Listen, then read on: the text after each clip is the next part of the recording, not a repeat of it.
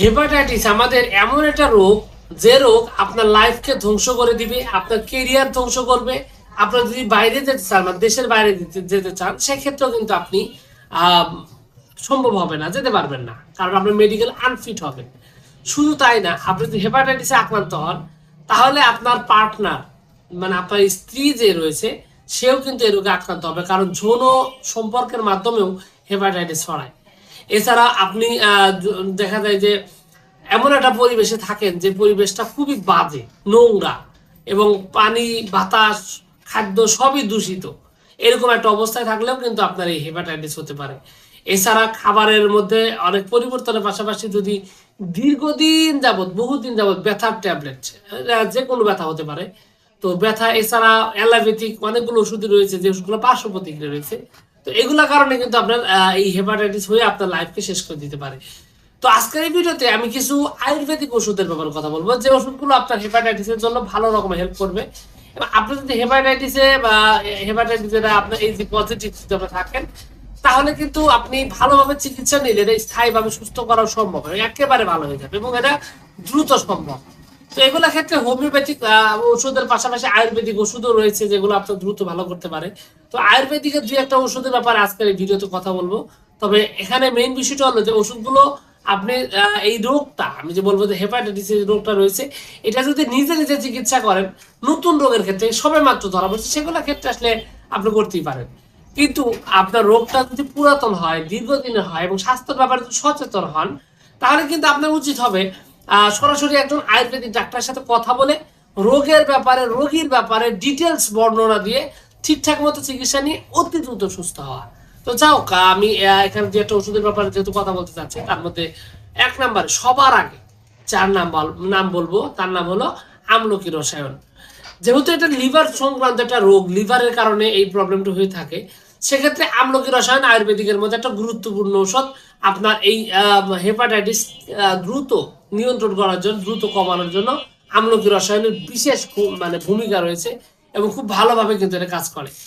এছাড়াও রোহিতকারী আর একটা আয়ুর্বেদিক ওষুধ, এটাও কিন্তু হেপাটাইটিসের জন্য বিশেষভাবে কার্যকরী, এবং খুব ভালোভাবে কাজ করে আপনার হেপাটাইটিসকে পুরোপুরিভাবে নিয়ন্ত্রণ করার জন্য। এবং এটা যে ওই যে ব্যাকটেরিয়া, ভাইরাসের আক্রান্ত যেটা আছে, এটা কিন্তু নেগেটিভ করে দিতে পারে। এবং আপনার ফুসফুসে আপনার কি বলে লিভারে যে আপনার ইনফেকশন রয়েছে, এই ইনফেকশনটাও দ্রুত রিকভারি করতে হেল্প করে। এছাড়া কিছু ভেষজ কিন্তু রয়েছে, যেমন আপনার ভুঁই আমলকি রয়েছে। ভুঁই আমলকি কিন্তু আপনার দ্রুত আপনার এই যে হেপাটাইটিস যেটা রয়েছে, এই হেপাটাইটিসকে দ্রুত নিয়ন্ত্রণ করে একদম নেগেটিভ করে দিতে পারে, এবং খুব ভালোভাবে সহায়তা কাজ করে।